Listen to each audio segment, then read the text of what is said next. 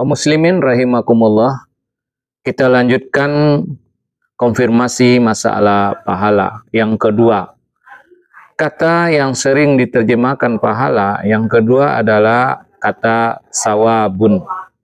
Bentuk lain dari kata sawabun, sauban, asaba, masubatun.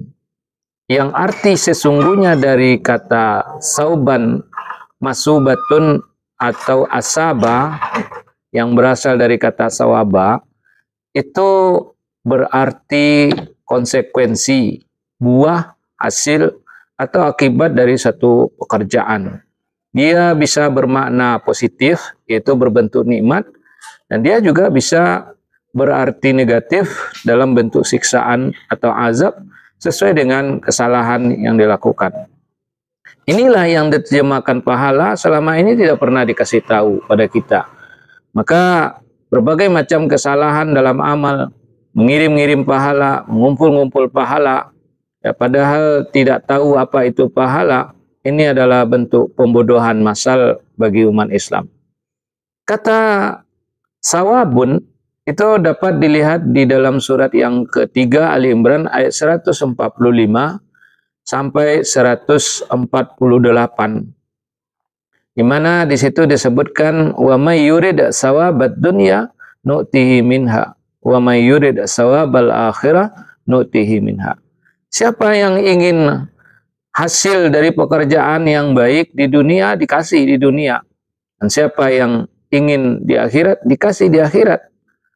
Di dalam surat yang keempat An-Nisa ayat 134, siapa yang menginginkan kenikmatan di dunia saja, sesungguhnya Allah mempunyai kenikmatan dunia dan akhirat.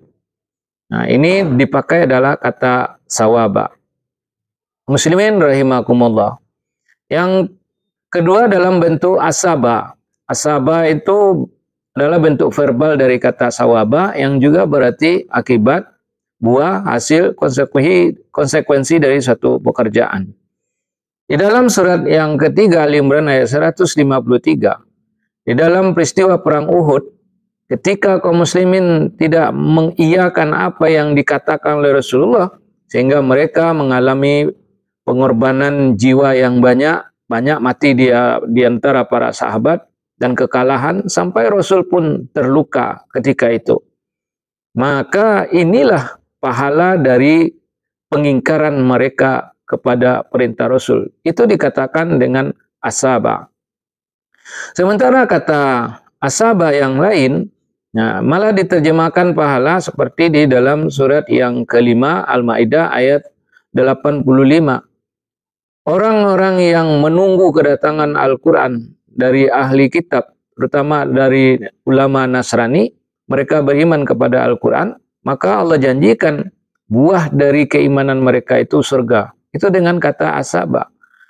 Kemudian di dalam surat Ali Imran ayat 195, Allah mengatakan bahwa Allah akan mengampuni orang-orang yang berjuang, berhijrah, dan beriman, serta diusir di jalan Allah dengan memberinya ampunan dari segala kesalahan dan menempatkan surga untuk dia sebagai buah, sebagai imbalan, sebagai upah dari keimanan dan jihad mereka. Jadi pahala itu adalah konsekuensi dari suatu pekerjaan, baik itu pekerjaan baik maupun pekerjaan buruk. Pekerjaan baik berkonsekuensi baik, maka itulah yang selama ini diterjemahkan pahala. Dia tidak bisa dikirim-kirim kepada siapapun, dan itu melekat pada pekerjaannya, dan ada tambahan dari Allah untuk di akhirat kelak. Mudah-mudahan ini dapat dipahami, dan sebagai kaum muslimin menggunakan akal dalam menerima pelajaran. Kalau tidak paham, ya bertanya. Jangan seperti orang buta, tuli, dan bisu. Barakallahu lana.